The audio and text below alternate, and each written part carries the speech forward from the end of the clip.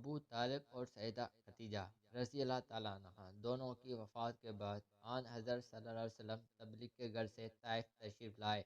طائف بارونق شہر ہے اور موسم کے لحاظ سے عرب کا شملہ سمجھا جاتا ہے۔ مکہ معظمہ سے مغرب کی طرف چند میل پر واقع ہے۔ یہاں آن حضرت صلی اللہ علیہ وسلم کو ایسے لوگوں سے سابقہ پڑا جو ظلم و سرکشی میں مکہ والوں سے بڑے تھے۔ طائف کے بڑے بڑے چودھریوں سے شر کے عشقوں کو ہنکا دیا، جنہوں نے آن حضرت صلی اللہ علیہ وسلم پر پتھراؤ کر کے لہو لہان کر دیا، اور آن حضرت صلی اللہ علیہ وسلم گھبرا کر انگور کی بیلوں کے سائے میں بیٹھ گئے۔ قریش مکہ بڑے چودھری ربیہ کی ذمہ داری طائف میں تھی۔ ربیہ کے دونوں بیٹے شیبہ اور عتبہ یہاں آئے ہوئے تھے۔ رسول اللہ صلی اللہ علیہ وسلم کو اس حال میں دیکھ کر انہیں ترس آ گیا اور اپنے عیسائی غلام عداس کے ذریعے پلیٹ میں انگور کے گوشے رکھ دیے۔ آن حضرت صلی اللہ علیہ وسلم نے بسم اللہ پڑھ کر تناول فرمانا شروع کر دیا۔ بسم اللہ پر عداس کے تعجب کی کوئی حد نہ رہی۔ عرض کیا، اے صاحب، اس بستی کے رہنے والے تو یہ کلمہ نہیں پڑھتے، خدارا مجھے بھی اس کی حقیقت بتائیں۔ رسول اللہ صلی اللہ علیہ وسلم نے فرمایا، تمہارا وطن کہاں ہے اور مذہب کیا ہے؟ عداس نے کہا، میرا وطن نینوا ہے اور مذہب کا نصرانی ہوں۔ رسول اللہ صلی اللہ علیہ وسلم نے فرمایا، وہی نینوا جہاں ایک مرد صالح یونس بن متی پیدا ہوئے۔